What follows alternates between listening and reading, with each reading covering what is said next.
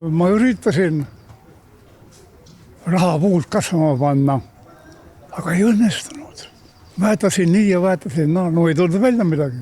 Järelikult tuleb tööd teha.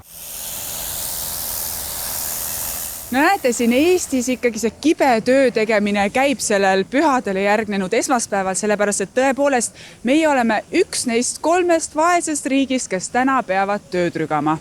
Kui me juba tähistame esimest ja teist püha, miks siis mitte ka 3?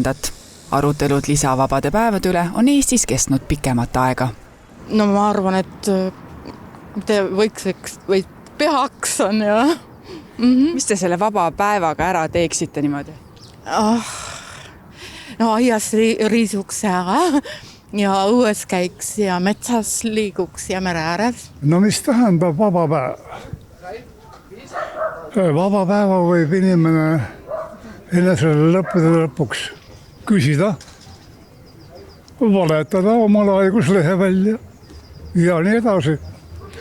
Nii et tegelikult see vabade päevade konstrueerimine lausa nüüd valitsuse tasemel ja riiklikul tasemel ei ole vist õige. Ühed ütlevad, et täna ei ole vaba päeva vaja, sellepärast et eestlased ei ole piisavalt usklikud. Teised ütlevad, et majandusel läheb siis halvemini ja 3 võitlevad lihtsalt selle eest, et saaks ikka selle vaba päeva. Me saame ju aru, et näiteks on päris palju ettevõtteid, kes töötavad välismaa partneritega, Euroopa partneritega ja nende jaoks see päev on nii selline pooltööpäev, sellepärast et oma siis Euroopa partneritega nad väga palju koostööd sel päeval teha ei saa, kuna kõik puhkavad. Leiamegi ühe õnneliku, kes Eestis elades ja töötades tänasel esmaspäeval siiski töötama ei pea. Mul on täna vaba päev, sest et ma töötan Norra graafiku järgi ja mul ongi täna vaba päev, sest norrakatel on täna vaba päev.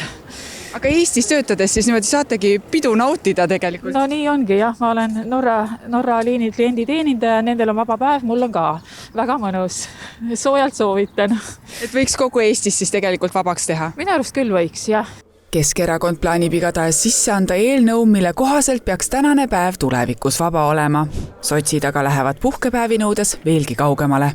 Jah, sotsiaaldemokraatide ettepanek on see, et me peaks üldse vabade päevade riiklike pühade seadust muutma sellisena, et kui siis püha langeb nädalavahetusele, siis saadakse vaba päev järgmisel esmaspäeval näiteks või järgmise nädala jooksul. Ma jääks selle juurde, et seda riik ei pea reguleerima ja kalendrit oma valijale kinkides on muidugi poliitiku suur unistus. Mina annan sulle 3. jaanuari, tema annab 24. oktoobri ja nõnda edasi, et see on näiliselt piiramatu ressurss, aga tegelikult tööturg liigub paindlikkuse suunas ja poliitikud võiksid vähem neid kingituste peale mõelda.